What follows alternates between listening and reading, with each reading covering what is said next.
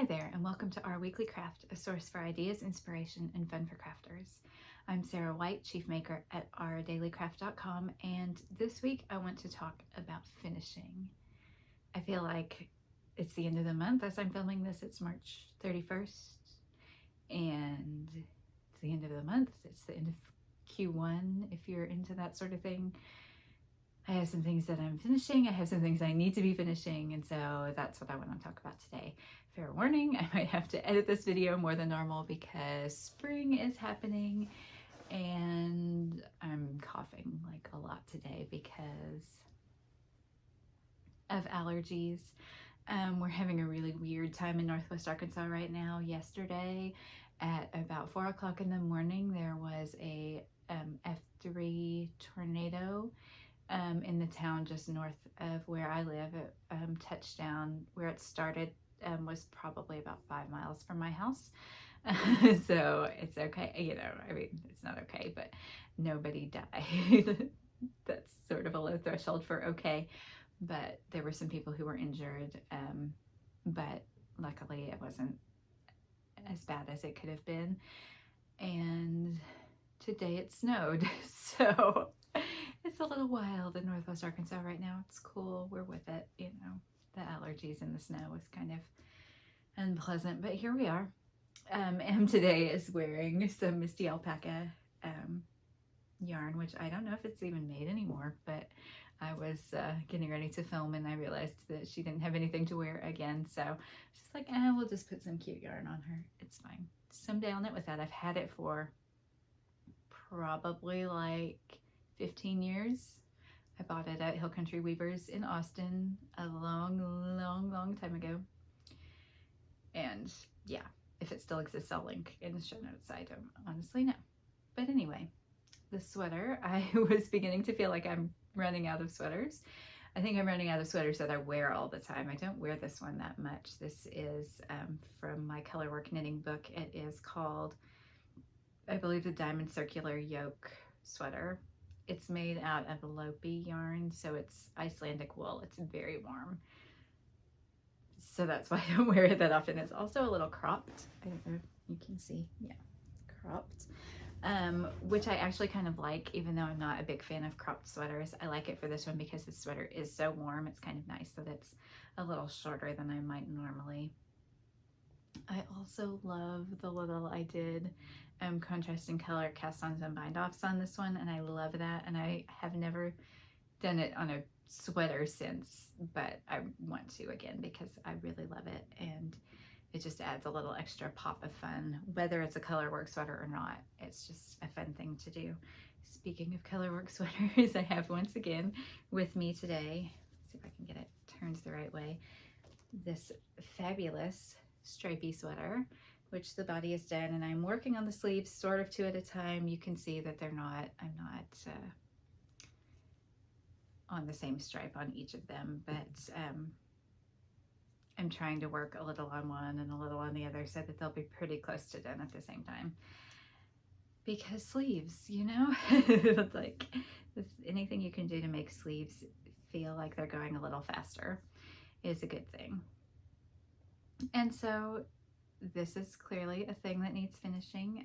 It's a test knit, so it has a deadline on it, though I don't think it's for a few weeks yet. And I have another test knit that I'm like probably 75% of the way done with. It's a side to side and a cropped sweater, and so I've knit the one sleeve and all the way across, and I'm about here.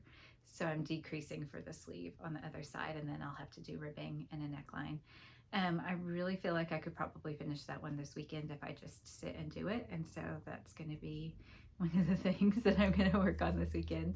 I have that Achu sweater that I showed you like way back, probably in episode 2 or so, that still needs sleeves. Speaking of sleeves, I have a pair of leggings that I started. It was a test knit last year, and the test only required to go to where the legs split, and I got maybe an inch or two farther than that, and then the test was over and I kind of put them on the way back burner. I haven't worked on them in a while. I was done, I'm basically to the knee on those, I think. So it's to the smallest part and the smallest number of stitches. And so, and again, I was doing the legs 2 at a time-ish on those. So there's really not that much left, but I just haven't, because I've been on these new test knits and things, I haven't gotten back to them. So that's on my list. One of the things with the tornado was we got a warning for the tornado. And so I was really fast cleaning out we have a closet under our stairs that we use for our tornado shelter. And so I was not expecting there to be severe weather, so I hadn't cleaned it out yet. And so there I was at 4 a.m. pulling all the stuff out of the closet. And I found a bag with a baby blanket in it that I had been knitting on like last summer, and I had just completely lost it. I had no idea where it was. It was supposed to be a project for an ebook I was working on, which isn't out yet, but I'll tell you when it does come out. And so I was finishing the ebook and I was like, I have no actual idea where this project is. I can't, I could write the pattern, but I can't take pictures because I lost the project somewhere in my house. And I was like leaving the house. I knew it was here somewhere, but it wasn't anywhere that made any sense. And it must be that the last time we had a storm that I had brought the bag into the closet and forgot that it was there, and then put all the stuff back in the closet at the end of the season, and it got lost for months at a time, and now it's back. So while the ebook, I just did a different pattern instead to replace that one that I couldn't find, but I would like to share. It's like a brick stitch baby blanket, and it's really cute, and I would like to share it somewhere. So that's sort of on the list for finishing things as well. So when it comes to not knitting projects, I'm doing actually a pretty good job on finishing things. I finished my book manuscript, which is due tomorrow as I speak this. I just need to send it. And I finished the embroidery class that I think I told you about a couple of times that I've been trying to finish, which is not, like, the deadline was extended on that, so it's not actually due, but I'm going to finish that today as well, because end of month, end of quarter, I'm like, I need to finish some things because there's new things in April and I just need to get some things off my plate, right? But I really feel like April is going to be finishing knitting projects month. So if anybody wants to join me in making a commitment to finishing things, so not casting on new things, or whatever the equivalent is in your craft, not starting new projects until old projects have been completed. So like I said, I've got 3 sweaters, a pair of pants, and a baby blanket. I'm not gonna say, oh, and actually I just looked down, and off screen under my desk there's another, like, a short sleeved sweater that I started last summer on vacation that I still haven't finished. So maybe I have 4 sweaters, a pair of leggings, and a baby blanket. And I am confident that I can't finish all of them in April, and the 2 test knits have to be finished, obviously.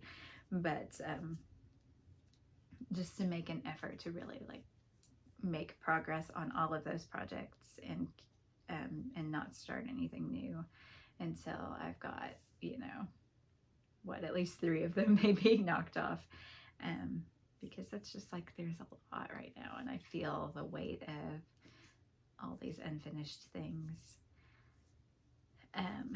It's like the concept of open loops, which can be like unanswered email or unfinished projects or just things that are nagging you. And so, like, it takes mental energy to have unfinished projects, and nobody needs, like, another thing to weigh them down right now. So that's a big reason why I'm feeling like I need to finish some things. And also I just want the projects, like, we are getting into not sweater season, right? Even for me, and I'm cold all the time, and I wear my sweaters throughout the year. And like the Achi was a lighter weight. This one that I'm working on is a pretty heavy sweater, so I probably will get to wear it maybe once before to take pictures before it's too warm to do so. But you know, the point of making things is to get to use the things, right? I know there are people who are process crafters, and I am to some extent too. Like, I enjoy the process of doing the thing, but I really make stuff because I want the stuff, right? I want the pleasure of making it, but I also want the pleasure of wearing the finished things. So that's important. So this goes back to what I was talking about a couple of weeks ago about dealing with overwhelm and having too much stuff on your list, that, you know, I need to pull out all the things and evaluate, you know, how much longer do I think they'll take? What are the deadlines for the things that have deadlines? You know, if I'm considering the end of next month my deadline for getting a certain number of them done, well, then how do I get that done? You know, and it probably is, again, you know, do the one that's closest to done first. So the cropped sweater I'll probably be working on this weekend, just because I think I can probably get it done in a couple of days of good work. And then this one because it's a deadline also. And then, you know, probably working back and forth on a couple of different things, because that's often my strategy when I feel like I just want to make progress on things. I'll be like, okay, I'm going to work on this sweater today, and I'm going to work on these leggings tomorrow, and then I'll work on that project the next day, and I'll rotate through, because then at least I feel like I'm making progress on everything. If nothing's that close to being done, it makes me feel better to have made a little bit of progress on everything, rather than, you know, just feeling the overwhelm and not feeling like I'm making any progress on anything.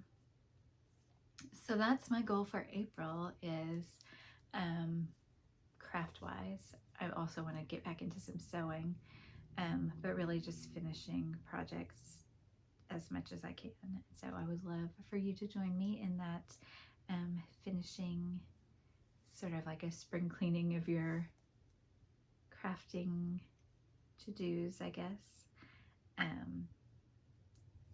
And so if that's a thing that you're into, I would love to hear in the comments like what you've got and what you want to do, and your pledge to continue to work on and finish some projects in the coming month. So yeah, that's basically what I'm up to. I'm finishing things. I have a couple new projects, not craft projects, writing projects in the works that I'm excited about. I'm writing for a couple of new to me publications, which is fun. Yeah, I am reading. I've just finished Girl, Woman, Other. I cannot remember the author's name. I believe it won a Booker Prize when it came out. I don't remember.